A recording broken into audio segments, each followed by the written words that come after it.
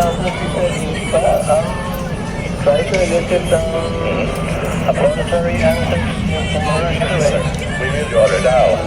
Madam Witness, hindi po ba na para sa taong 2019, okay, 2019 ma'am ha, yung Davao City, under sa pamumuno ng Mayor at the time, Sara Duterte, in 2019 ma'am, binigyan din ng 450 million pesos in confidential funds yung Davao City. Now, before you answer that, I'm showing you an infographic.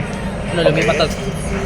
The yearly confidential funds allocated to Davao City from 2016 to 2022. Now, ito yung Nagkanpas tanong na lang pala na, ako, no?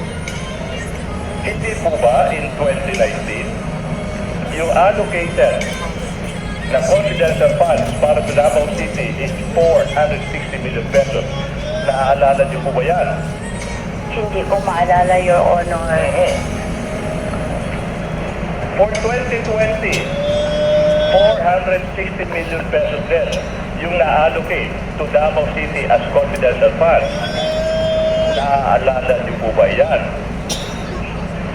Hindi ko maalala, Your Honor. Okay. Kasi hindi po ganyan ang aking Pagkanta, mag-keep na lang kaya tayo. as SDO po sa Davao City. Alright. Ma'am, so yung tanong, hindi yung how much... Di pa tayo pambirang yan.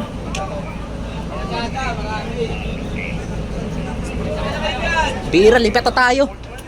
Keep na lang tayo. Lipat na ako.